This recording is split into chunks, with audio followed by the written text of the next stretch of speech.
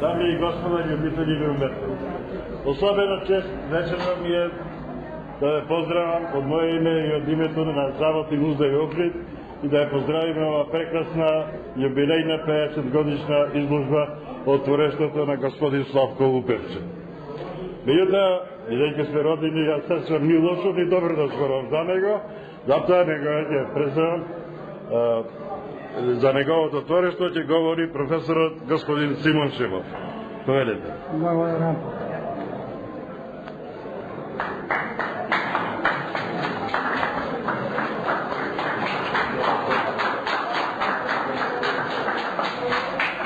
Почитувани дами и господа, љубители на ликовната уметност. Славко го познавам од периодот кога се определи да студира на факултетот за ликовни уметности. Како негов професор, во него видов личност со веќе остварена самостојна ликовна пракса. Јас и професорите што комунициравме со Славко, знаевме дека тој веќе има оформен свој поглед кон ликовната материја, но видлива беше тогаш неговата упорност, љубопитност и решеност да ги провери своите искуства преку советите на поискусните своји колеги професорите на факултетот.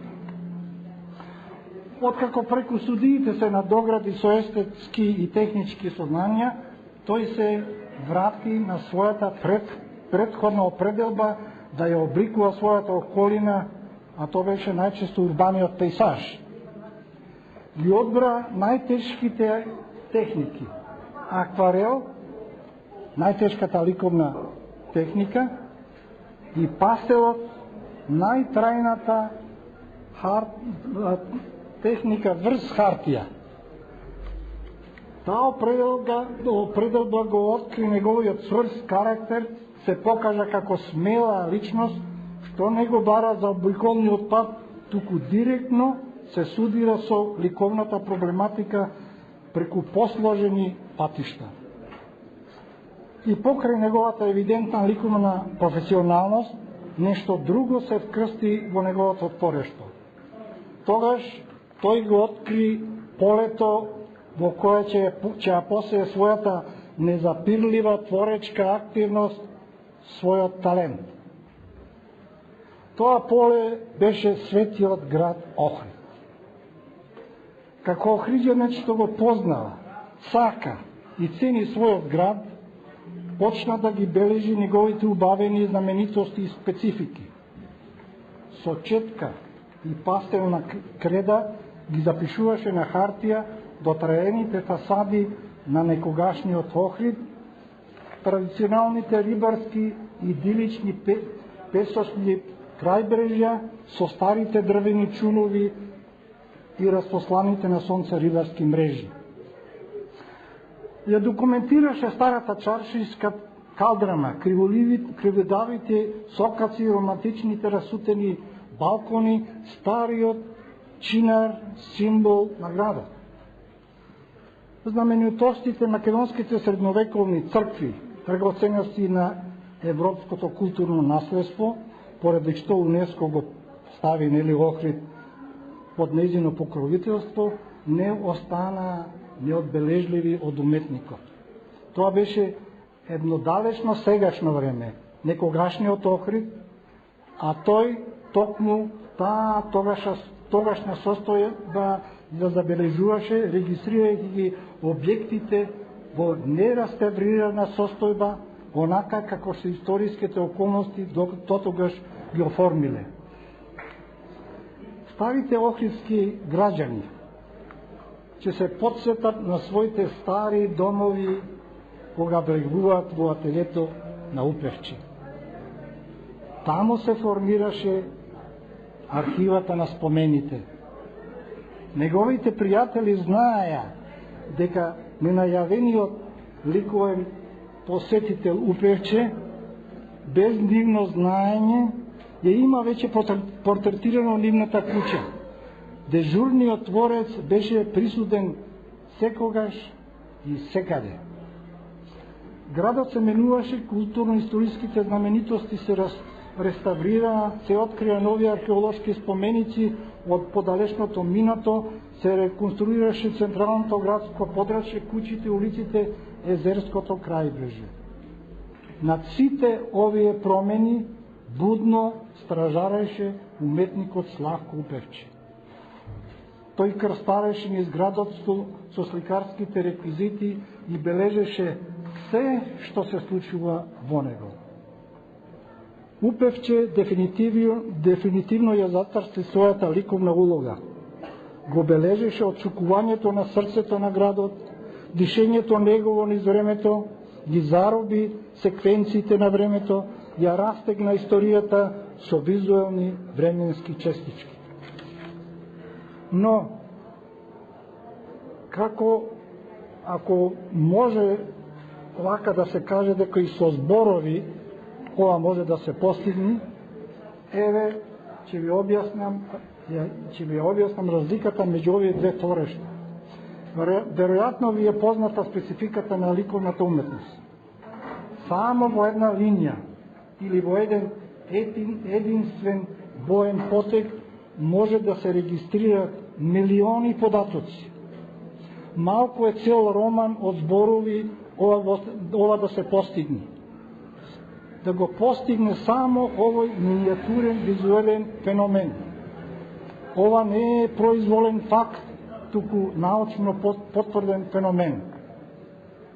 Имајќи го ова во предвид, може без двоумење да се каже дека Упевче досега наполнил една голема библиотека за својот град.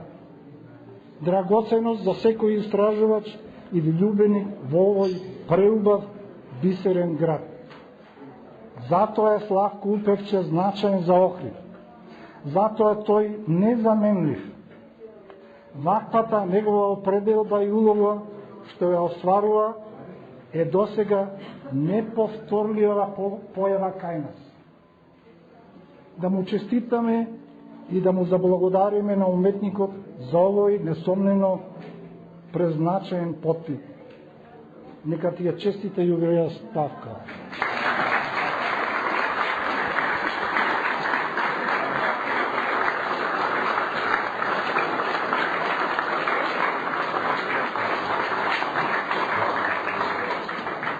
Најнапред да ви се заблагодарам на сите за вака големо присуство и вака топол прием кој денес го приредивте.